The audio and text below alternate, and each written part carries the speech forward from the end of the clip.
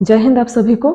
आज हम लोग देखने वाले हैं lowest common multiple and highest common factor. इससे पहले क्लास में हम लोग नंबर सिस्टम से रिलेटेड बहुत सारी जानकारियां ले चुके हैं। अगर आप लोगों ने उस क्लास को नहीं देखा तो पहले एक बार उसको देख लीजिए। आज हम लोग जिस टॉपिक को करने वाले हैं, ये टॉपिक से रिलेटेड क्वेश्चंस बहुत ज़्यादा पूछे जाते हैं और नॉर्मली इसमें बहुत लोगों को कन्फ्यूज़न रहता है कि ये जो फैक्टर हम लोग लेते हैं अलग अलग टाइप में, कब किस टाइप में लेते हैं, कन्फ्यूज़न रहता है। तो आज हम लोग उस डाउट को क्लियर करेंगे और कुछ एग्जाम्पल के साथ कुछ क्वेश्चन सॉल्व करेंगे। तो आइए शुरू करते हैं आज का।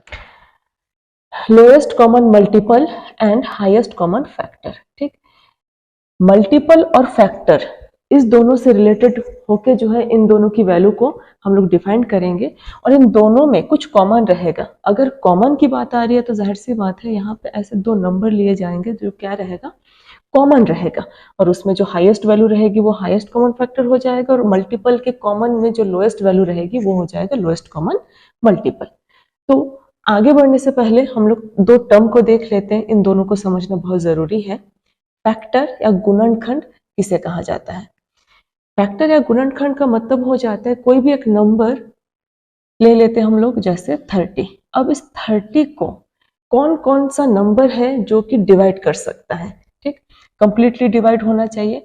30 को 1 कंप्लीटली डिवाइड करेगा, 30 को 2 कंप्लीटली डिवाइड करेगा, 30 को 3 कंप्लीटली डिवाइड करेगा। क्या 30 को 4 डिवाइड करेगा? नहीं करेगा, क्योंकि 4 के टेबल में नहीं आता है।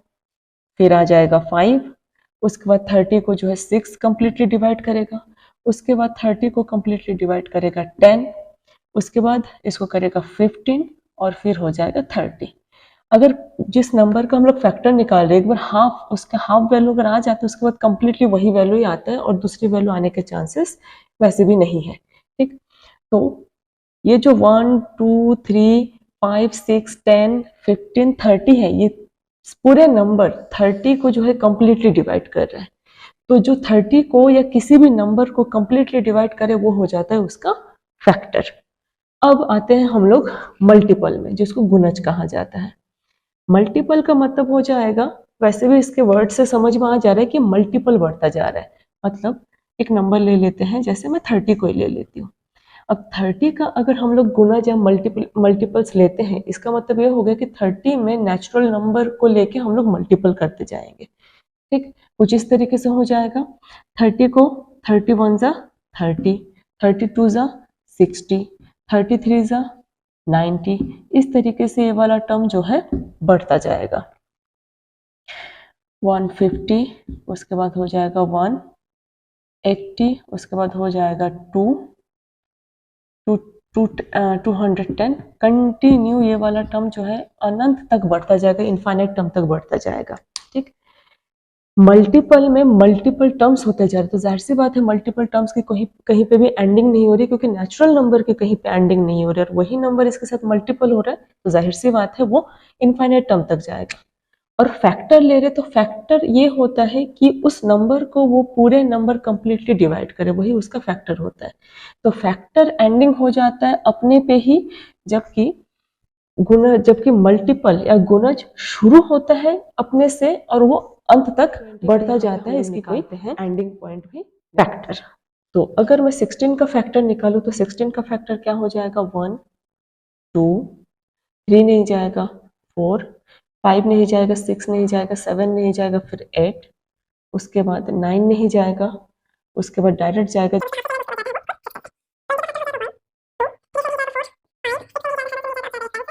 ये खुद से 20 से। ठीक, अब दो वैल्यू हो गए।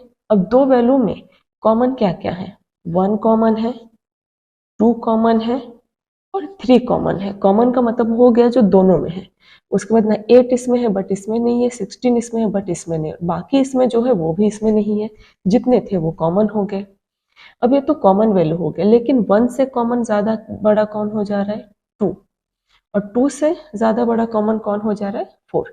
ठीक, अगर हम लोग इसमें फैक्टर किस में आता है? Highest common factor. इसका मतलब ये हो गया इसमें हाईएस्ट जो कॉमन है वो कौन है? 4 है।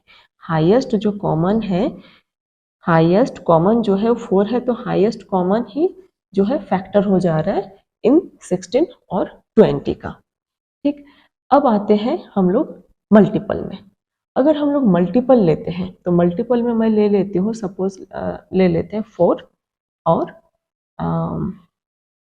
4 और 5। तो 4 और 5 अगर मल्टीपल लिए, याद रखना ये फैक्टर ऐसा नंबर जो उस नंबर को कंप्लीटली डिवाइड करे, और मल्टीपल वो चीज होता है जो नेचुरल नंबर के साथ मल्टीपल में इनफाइनाइट टर्म तक ये मल्टीपल होके आता जाता है। अब 4 का मल्टीपल अगर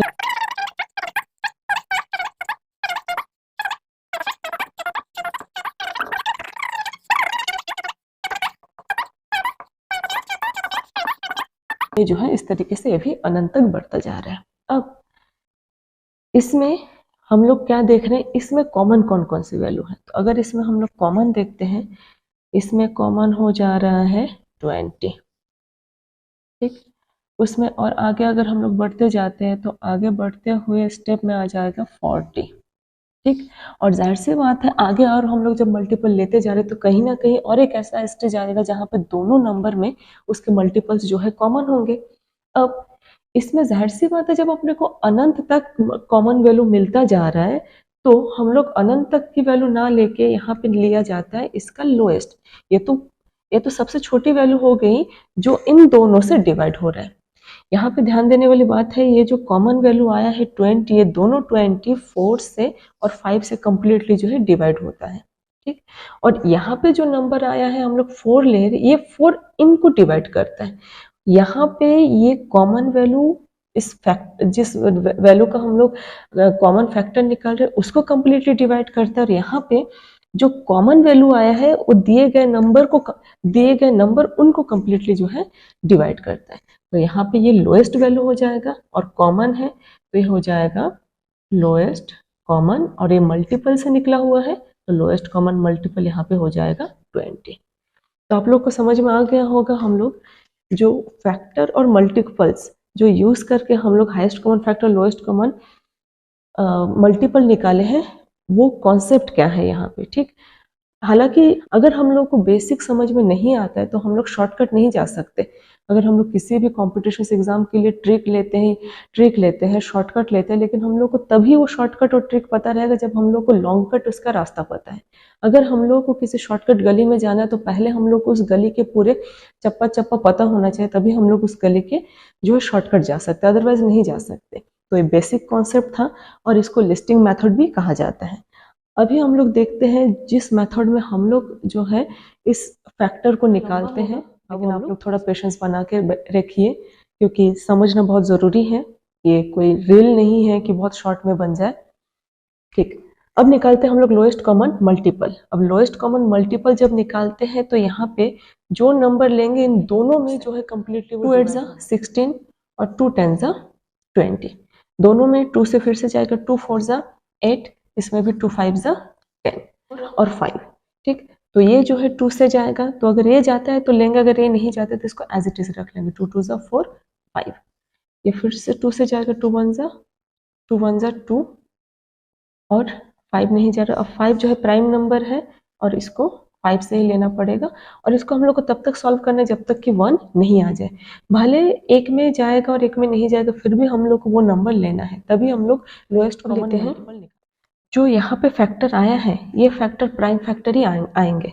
हम लोग प्राइम फैक्टर की पहली क्लास कर चुके हैं, ठीक। प्राइम फैक्टर वो नंबर है जो सिर्फ खुद से डिवाइड जाता हो और जिसके सिर्फ 2 फैक्टर हो, खुद और 1।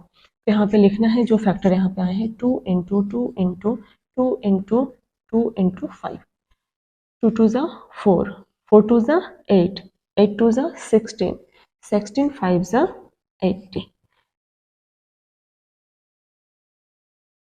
अब इसका जो फैक्टर आया है वो आया है 80, मतलब लोएस्ट कॉमन मल्टीपल, फैक्टर नहीं बोलेंगे, लोएस्ट कॉमन मल्टीपल।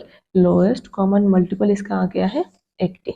अब हम लोग निकालते हैं इस पे highest common factor. Highest common factor में ध्यान दीजिएगा, जो यहाँ पे जो नंबर लेंगे, जो प्राइम फैक्टर यहाँ पे ले रहे हैं वो प्राइम फैक्टर दोनों में जाना चाहिए। अगर एक में भी नहीं गया तो हम लोग उसको नहीं लेंगे, वो वहीं पे स्टॉप हो जाएगा।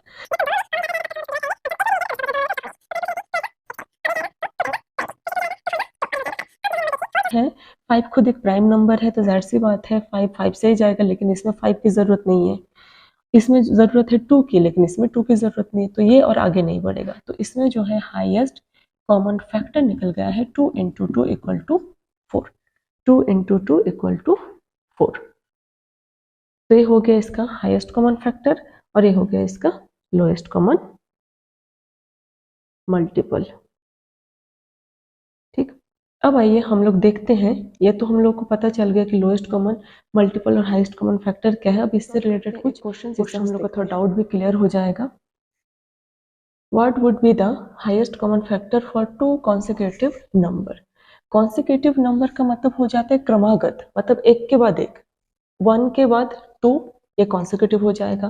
5 के बाद अगर 6 लेते हैं तो कॉन्सिक्यूटिव हो जाएगा। अब 6 लिए फिर हम लोग 10 ले रहे हैं, कॉन्सिक्यूटिव नहीं होगा। कॉन्सिक्यूटिव का मतलब एक के बाद एक परस्पर होने चाहिए। ठीक, तो एक नंबर ले लेते हैं हम लोग कॉन्सिक्यूटिव के लिए 12 और 13। 12 और 13 का हम लोग को निकालना है highest common factor. Highest common factor में याद होगा अभी हम लोग किए हैं, जो यहाँ पे हम लोग वैल्यू लेंगे वो दोनों में जाना चाहिए। अगर नहीं जाता है तो आगे सॉल्व नहीं होगा, वो वहीं पे रह जाएगा। ठीक, मतलब यहाँ पे एक 1 ही है जो इन दोनों में जाएगा। 12 जो है इवन नंबर है और 13 जो है ऑड नंबर है, और 13 प्राइम नंबर भी है। ऑड इवन दोनों हो जा रहा है यहाँ पे, और ऑड इवन में जाहिर सी बात है 1 ही है जो कॉमन जाएगा। ठीक, तो फिर से 12 आ जा रहा है, मतलब ये तो डिवाइड हो नहीं रहा है, एक 1 ही है जो दोनों में कॉमन जाएगा। इस चीज को आप लोग ऐसे समझ सकते हैं, अभी हम लोग जैसे फैक्टर मेथड अप्लाई किए थे उसी को अप्लाई करते हैं। लिखते हैं 12 का फैक्टर क्या हो जाएगा 1, 2, 3, 4, 5 से नहीं जाएगा 6, उसके बाद ये खुद से जाएगा। और 13 का फैक्टर क्या हो जाएगा 1 और 13। इसके आगे और इसके बीच में कोई फैक्टर नहीं बनेंगे, क्योंकि 13 एक खुद प्राइम नंबर है, और प्राइम नंबर एक 1 से जाता है और एक खुद से जाता है।